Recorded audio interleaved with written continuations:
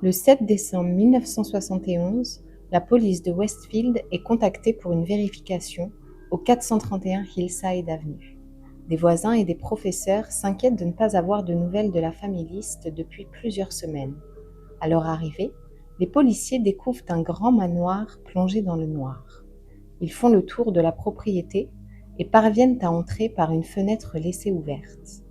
À l'intérieur, le silence et l'obscurité sont rompus par une étrange musique, dont le volume augmente à mesure qu'ils avancent. Dans la salle de bal, ils découvrent 4 corps étendus sur des sacs de couchage.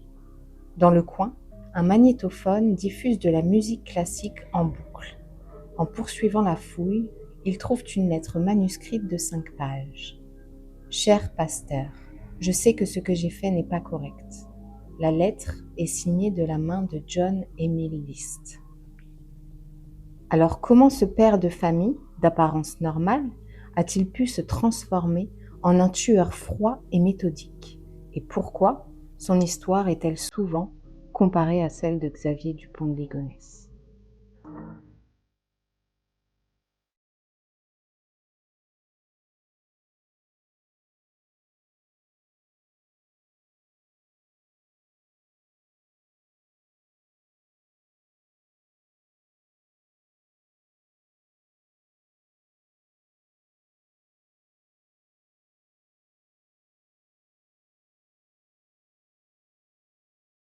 Bonjour à tous et bienvenue dans ce tout premier épisode des Dossiers Romina.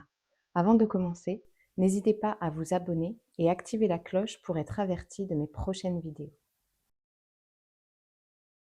John Emil List naît le 17 septembre 1925 à Bay City dans le Michigan. Il est l'enfant unique de parents germano-américains, John Frederick List et Alma Barbara Florence List. La famille est de confession protestante et spécifiquement luthérienne. En 1943, âgé de seulement 18 ans, John s'engage dans l'armée et est mobilisé comme technicien de laboratoire en Allemagne durant la fin de la Seconde Guerre mondiale.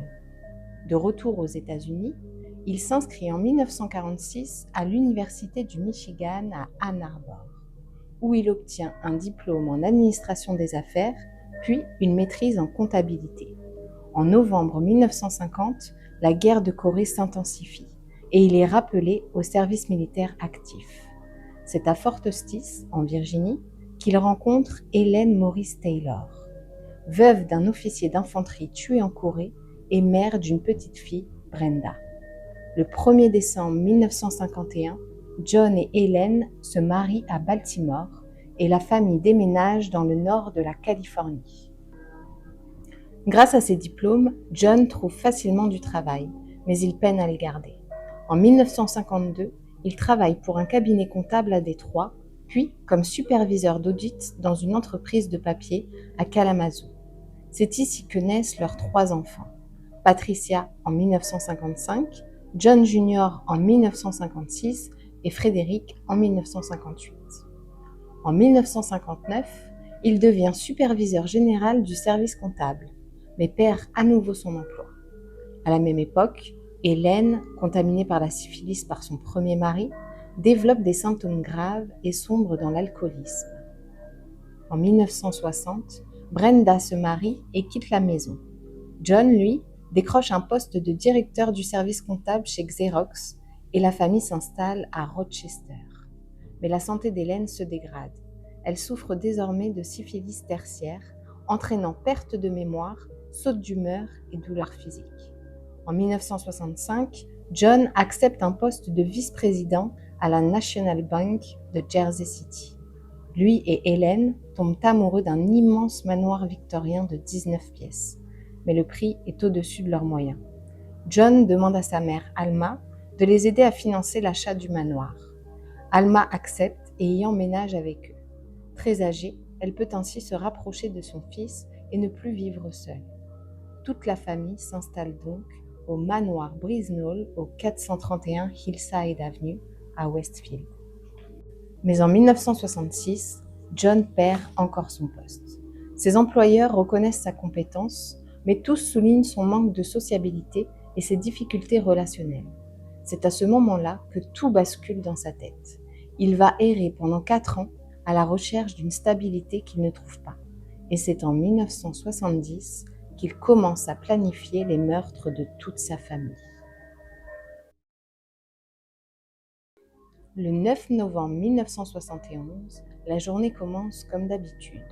Les enfants partent à l'école, Hélène prépare le petit déjeuner, Alma est au grenier dans son appartement indépendant et John, quant à lui, ne prépare pas sa mallette de travail. Il prépare ses armes, un revolver calibre 22 et un Colt 9 mm. Vers 8h30, il descend au rez-de-chaussée, rejoint sa femme dans la cuisine et lui tire une balle dans la tête à bout portant. Hélène, qui prenait son petit déjeuner, s'effondre sur la table de la cuisine. Peu après, John monte au grenier et abat sa mère d'une balle dans la tempe. Plus tard, dans la matinée, il reçoit un appel de l'école de Patricia. Elle est malade et il faudrait venir la récupérer. Il part la chercher, la ramène à la maison et l'exécute d'une balle dans la tête également. Vers midi, Frédéric rentre de l'école. Il salue son père qui le tue lui aussi d'une balle dans la tête. Les heures suivantes, John va nettoyer le manoir et se préparer à manger. Dans l'après-midi, il assiste au match de football de son fils John Jr. et discute même avec d'autres parents dans les gradins.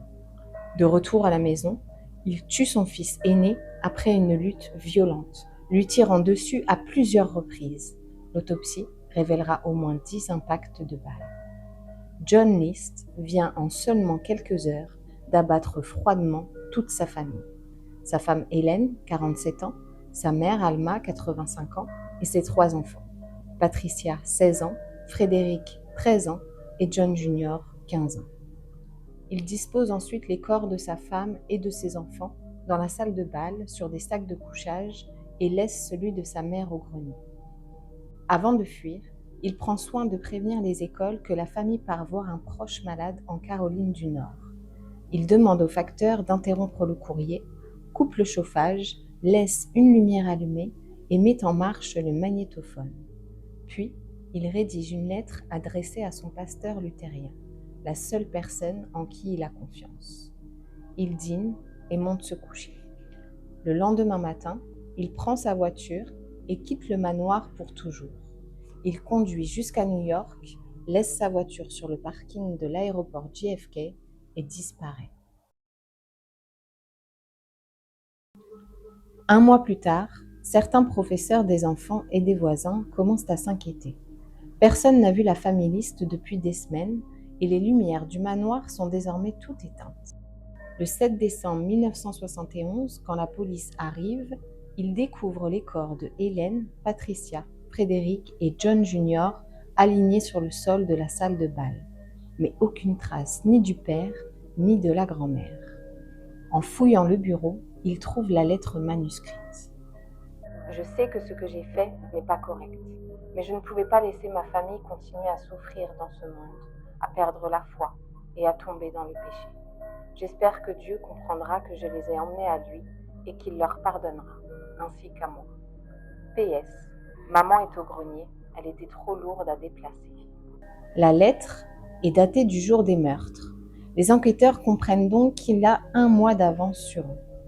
La police de Westfield et le FBI se saisissent de l'affaire. Sa voiture est retrouvée 2 jours plus tard sur le parking de JFK, comme prévu, et aucune trace de List à l'intérieur. La piste s'arrête ici. Son portrait est diffusé dans les journaux, à la télé, et un appel à témoins est lancé. Les semaines et les mois passent, mais List reste introuvable et l'affaire sombre peu à peu dans l'oubli. Le 21 mai 1989, l'émission America's Most Wanted, animée par John Walsh et diffusée sur la Fox, revient sur l'affaire John List.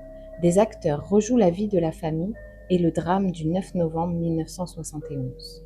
L'émission présente tous les éléments de l'enquête, la lettre manuscrite, la voiture de List, et insiste sur le fait que l'homme pourrait avoir refait sa vie sous une fausse identité.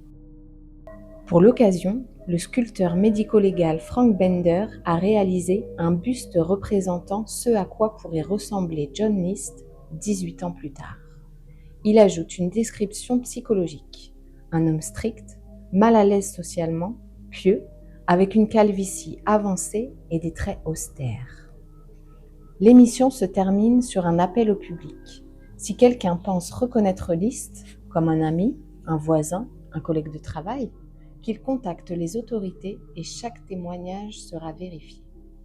Quelques jours après la diffusion de l'émission, un homme de Denver croit reconnaître son voisin Robert Clark et alerte la police.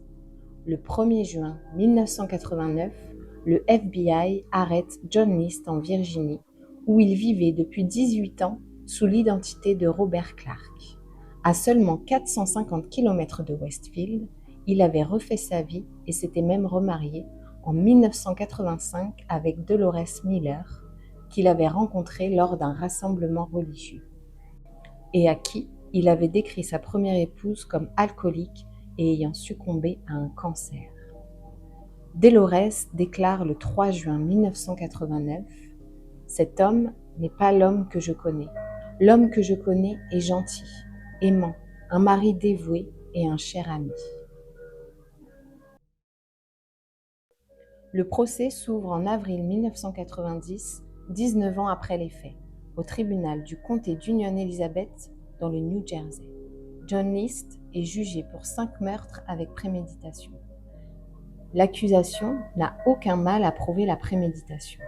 Il avait interrompu le courrier, averti l'école des enfants, coupé le chauffage pour ralentir la décomposition des corps et ainsi avoir le temps de fuir, et surtout la lettre d'aveu. Elle est la pièce centrale du procès. On y retrouve ses motivations.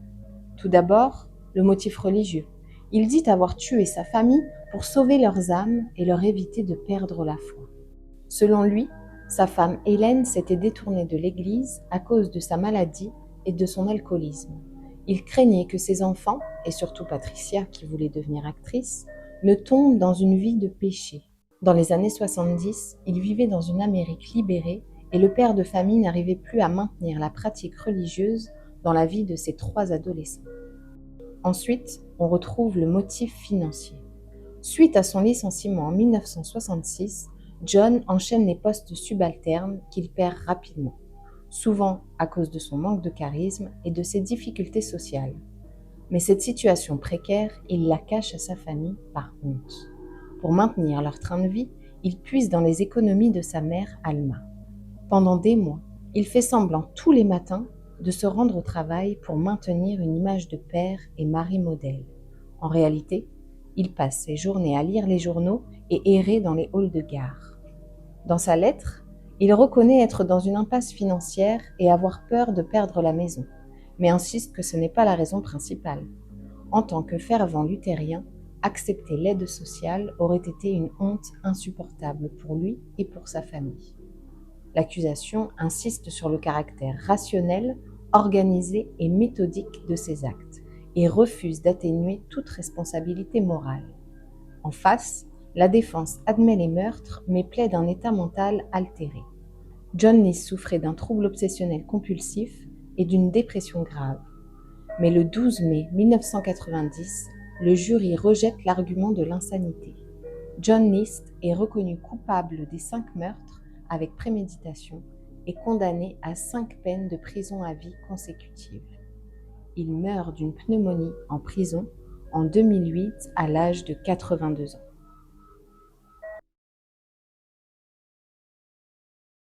Si vous êtes resté jusque-là, la ressemblance frappante avec l'affaire Xavier Dupont de Ligonnès n'a pas pu vous échapper. Alors, quelles sont ces similitudes ? Tout d'abord, le profil du père. John Liszt, comptable luthérien obsédé par les apparences, et Xavier Dupont de Ligonnès, aristocrate catholique en faillite, lui aussi obsédé par l'image sociale. Ensuite, on retrouve la situation financière. Liszt puisait dans l'argent de sa mère et Dupont était criblé de dettes. Tous deux cachaient leur situation à leurs proches. Le mobile, éviter la honte sociale et la ruine, avec une justification religieuse en toile de fond. Le mode opératoire, Liszt tue sa femme, sa mère et ses enfants, puis disparaît. Dupont de Ligonnès tue sa femme et ses enfants, les enterre, puis disparaît. Les 2 hommes préviennent les écoles, coupe les liens administratifs et organise l'absence de leur famille pour retarder la découverte des corps. List a été retrouvé après 18 ans et Xavier Dupont de Ligonnès reste introuvable depuis 2011. Voilà, c'est terminé pour ce premier dossier Romina. Si cette vidéo vous a plu, mettez un pouce bleu et dites-moi en commentaire vos théories sur l'affaire Dupont de Ligonnès. Selon vous, s'est-il inspiré de John List pour planifier ses crimes et sa fuite? On se retrouve très vite pour un nouveau dossier. En attendant, prenez soin de vous et à bientôt.